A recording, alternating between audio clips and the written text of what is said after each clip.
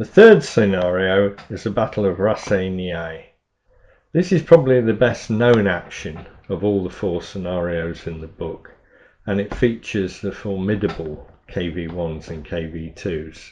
The chronology of this action is that 6th Panzer Division was heading east and split into 2 camp groups, to the north Raus and to the south Seckendorf, both of them heading for bridges across the river Debiese. Awaiting 6th Panzer Division and heading towards the Debiese was the 2nd Tank Division of the 3rd Mechanised Corps, the parent division of the 5th Tank Division that we've already encountered at Elitis. At noon, this division started short-range attacks. Its regiments moved forward but waited for its supporting infantry, which in this case had actually managed to catch up with the tanks. Here we can see tanks from the division mustering ready for their assault. And you can notice within those BT-7s, which we've already come across at Elitis, but also the much more terrifying KV-1 and KV-2 heavy tanks. So what faced Colonel Seckendorf and his Kampfgruppe was something that the Germans had no idea the Russians possessed. In their eyes, super tanks, very heavily armoured, extremely large and very well armed tanks that seemed invulnerable to all the German weapons. In this scenario, we represent these with 2 KV-1s and 1 KV-2. And as we can see in this slide, the Germans do possess a 50mm anti-tank gun and are trying to attack these in the flank. What ensued in this battle, at least initially, is panic. These tanks just seemed to be invulnerable to anything that the Germans could throw at them. For the first time, the Germans were coming across tanks that they didn't seem to be able to stop or damage with their current weapons. And at this stage of the battle, there were no 88mm guns available. They'd been held back to protect the rear areas against aircraft attacks. This shot shows in action 2 of our generic special rules that are at the beginning of the booklet.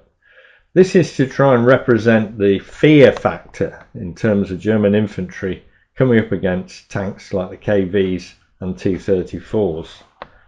This group of infantry have broken, have failed their morale test, and they're running. Unfortunately, that tank might catch up with them. At this time, 6th Panzer Division was equipped with the Panzer 35T, an even older tank than the Panzer 38T, and they were no match for these Russian heavy tanks and could struggle even against the BT-7s. The challenge facing Colonel von Seckendorf, and indeed the German player in this scenario, is how to combat these super heavy Russian tanks. The players provided with 1 150mm gun, which is also representing 100mm guns, which were within the same battery. So that provides a class 2 gun, which may be something that can combat these huge tanks. Here we see the 150/100mm gun in action, taking on a KV and supported in this case with a 105mm howitzer. So let's have a look at the German armour in a little bit more detail. The Panzer 35T is a target class 4, gun class 5, and it's got HE value only of 2d6. As we can see here, if these try to take on KV-1s and KV-2s in a head-to-head combat, they're going to come out as losers. The Germans are also equipped with 1 Pak 38, representing a portion of the anti-tank company.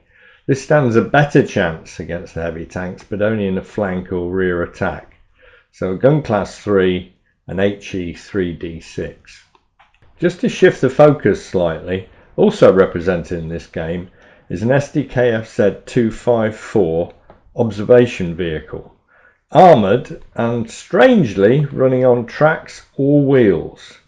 These Austrian originated vehicles were used by 6th Panzer's artillery regiment.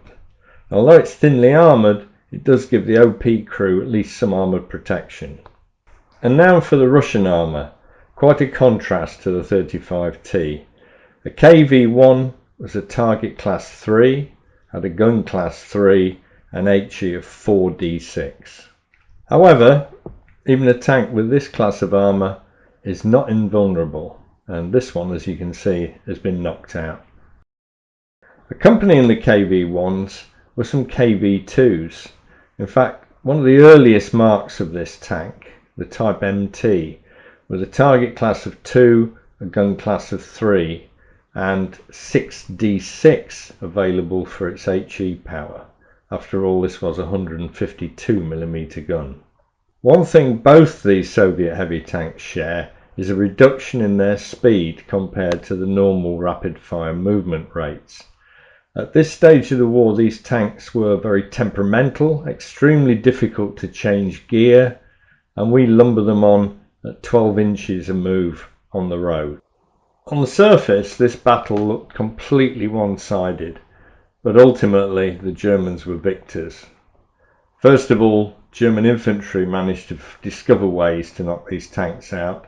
The 100mm gun and then an 88mm that's made available later in the game can also put paid to the KVs. And as the Soviet leadership soon realised, these huge formations that had been thrown together in a relatively short period of time had insufficient time to train, had vehicles that were very poorly maintained, could not remain cohesive during combat. So there you have Raseiniai, a battle that's frequently mentioned in histories, but normally referred to in terms of a single KV-2 blocking a road and then numerous attempts by the Germans to destroy it.